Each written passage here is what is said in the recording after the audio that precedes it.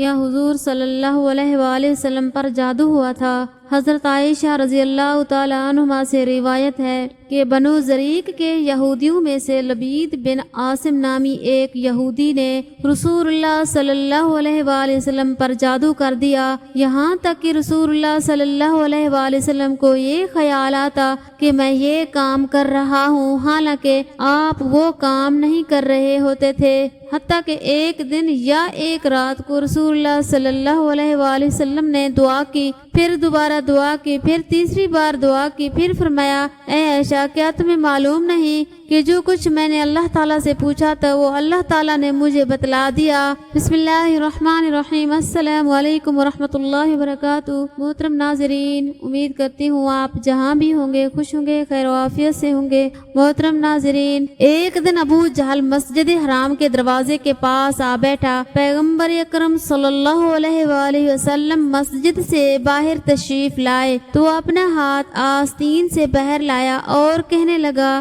یا محمد صلی اللہ علیہ وآلہ وسلم بتائیے میری مٹھی میں کیا ہے؟ اگر آپ صلی اللہ علیہ وآلہ وسلم نے صحیح جواب دیا تو میں اپنے ساتھیوں سمیت آپ صلی اللہ علیہ وآلہ وسلم پر ایمان لے آؤں گا۔ حضور پر نور صلی اللہ علیہ وآلہ وسلم نے فرمایا تیرے ہاتھ میں ایک ڈبیا ہے جو ٹاٹ میں لپٹی ہوئی ہے، اس ڈبیا کے اندر 3 موتی ہیں، ان میں سے ایک سوراخ شدہ ہے، دوسرا آدھا سوراخ شدہ اور تیسرا بغیر سوراخ کے ہے۔ اس ڈبیا میں ایک لال بھی ہے جس میں ایک سرخ کیڑا ہے، کیڑے کے منہ میں سبز پتی ہے۔ ابو جہل کہنے لگا یہ سب تو ٹھیک ہے لیکن سرخ کیڑے اور سبز پتی کا کیسے علم ہوا؟ آپ صلی اللہ علیہ وآلہ وسلم نے فرمایا لال کو توڑ دو معلوم ہو جائے گا۔ ابو جہل کہنے لگا کہ میں اس قیمتی لال کو کیسے توڑ دوں؟ ایک صحابی کہنے لگے اپنے لال کی قیمت لگا کر اسے توڑ دو، اگر رسول خدا صلی اللہ علیہ وآلہ وسلم کی بات معاذ اللہ درست نہ ہوئی تو میں قیمت ادا کروں گا۔ ابو جہل اس بات پر راضی ہو گیا۔ جب لال توڑا گیا تو سب نے دیکھا کہ اس میں چھوٹا سا سرخ کیڑا منہ میں سبز پتی لیے ہوئے موجود تھا۔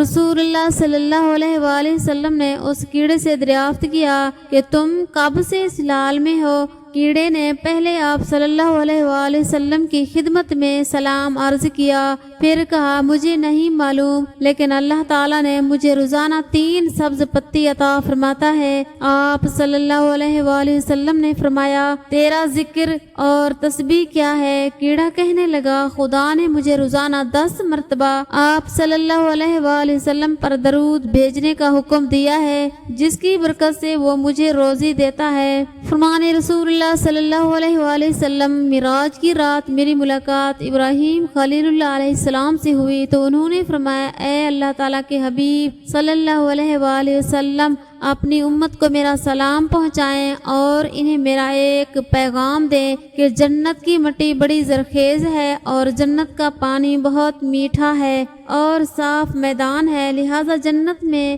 زیادہ سے زیادہ باغ لگاؤ اور جنت میں باغ لگانے کے لیے خوب پڑھو سبحان اللہ والحمد للہ ولا الہ الا اللہ واللہ اکبر ولا حول ولا قوت الا باللہ۔ سدرۃ المنتہا کیا ہے؟ سدرہ عربی میں بیری اور بیری کے درخت کو کہتے ہیں، منتہا یعنی آخری حد۔ یہ بیری کا درخت وہ آخری مقام ہے جو مخلوقات کی حد ہے، اس سے آگے حضرت جبریل علیہ السلام بھی نہیں جا پاتے ہیں۔ سدرۃ المنتہا ایک عظیم الشان درخت ہے، اس کی جڑیں چھٹے آسمان میں اور اونچائیاں 7ویں آسمان سے بھی بلند ہیں، اس کے پتے ہاتھی کے کان جتنے اور پھل بڑے گھڑے جیسے ہیں، اس پر سنہری تتلیاں منڈلاتی ہیں۔ یہ درخت جنت سے باہر ہے۔ رسول اللہ صلی اللہ علیہ وآلہ وسلم نے حضرت جبرائیل علیہ السلام کو اسی درخت کے پاس ان کی اصل صورت میں دوسری مرتبہ دیکھا تھا، جبکہ آپ صلی اللہ علیہ وآلہ وسلم نے انہیں پہلی مرتبہ اپنی اصل صورت میں مکہ مکرمہ میں مقام ایجاد پر دیکھا تھا۔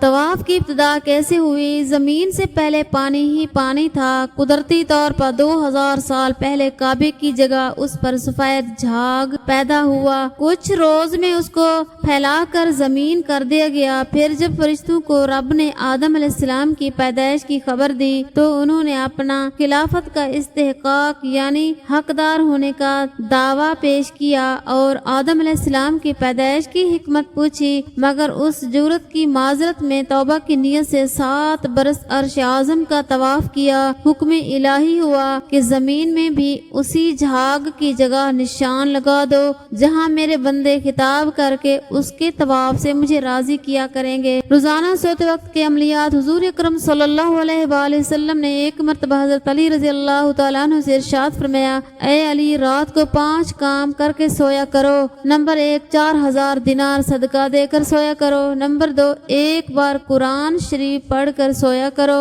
نمبر 3، جنت کی قیمت دے کر سویا کرو۔ 2، لڑنے والوں میں صلح کرا کے سویا کرو۔ نمبر 5، 1 حج کر کے سویا کرو۔ حضرت علی رضی اللہ تعالیٰ عنہ نے عرض کیا، یا رسول اللہ صلی اللہ علیہ وسلم، یہ امر محال ہے، مجھ سے کب بن سکیں گے؟ اس پر حضور صلی اللہ علیہ وآلہ وسلم نے ارشاد فرمایا، 4 مرتبہ سورہ فاتحہ پڑھ کر سویا کرو، اس کا ثواب 4000 دینار صدقہ دینے کے برابر تمہارے نام اعمال میں لکھا جائے گا۔ 3 مرتبہ قل ھو اللہ پڑھ کر سویا کرو، 1 بار قرآن مجید پڑھنے کا ثواب ہوگا۔ 3 مرتبہ درود شریف پڑھ کر سویا کرو، جنت کی قیمت ادا ہوگی۔ 10 مرتبہ استغفار پڑھ کر سویا کرو، لڑنے والوں میں صلح کے برابر ثواب ہوگا۔ 4 مرتبہ تیسرا کلمہ پڑھ کر سویا کرو، 1 حج کا ثواب ہوگا۔ اس پر حضرت علی رضی اللہ تعالیٰ عنہ نے عرض کیا، یا رسول اللہ صلی اللہ علیہ وسلم، اب تو میں روزانہ یہی عملیات کر کے سویا کروں گا۔ سبحان اللہ۔ حضرت عائشہ رضی اللہ تعالیٰ عنہ سے روایت ہے، بنو زریق کے یہودیوں میں لبید بن عاصم نامی ایک یہودی نے رسول اللہ صلی اللہ علیہ وآلہ وسلم پر جادو کر دیا، یہاں تک کہ رسول اللہ صلی اللہ علیہ وسلم کو یہ خیال آتا کہ میں یہ کام کر رہا ہوں، حالانکہ آپ وہ کام نہیں کر رہے ہوتے تھے۔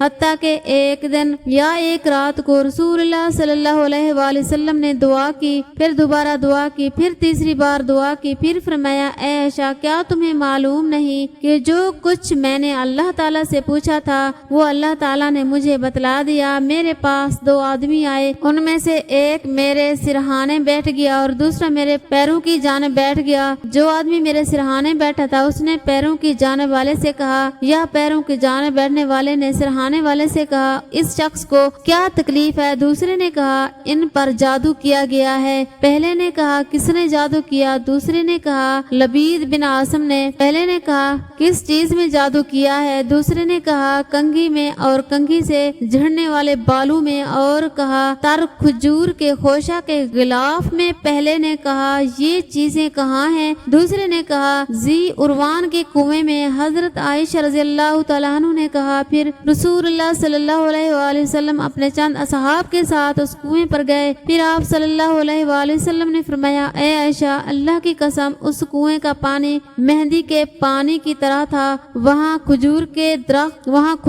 درخت شیاطین کے سر کی طرح تھے۔ حضرت عائشہ رضی اللہ تعالیٰ عنہ بیان کرتی ہیں، میں نے کہا، اللہ کے رسول صلی اللہ علیہ وآلہ وسلم، آپ صلی اللہ علیہ وآلہ وسلم نے اس کو جلا کیوں نہیں دیا؟ آپ صلی اللہ علیہ وسلم نے فرمایا، نہیں، اللہ تعالیٰ نے مجھے اچھا کر دیا اور میں لوگوں میں فساد بھڑکانے کو برا سمجھتا ہوں، اس لیے میں نے اس کو دفن کرنے کا حکم دیا۔ اللہ اکبر۔ اللہ پاک ہمیں اس جادو جیسی بیماری سے محفوظ رکھے اور نیک عمل کرنے کی توفیق عطا فرمائے، آمین۔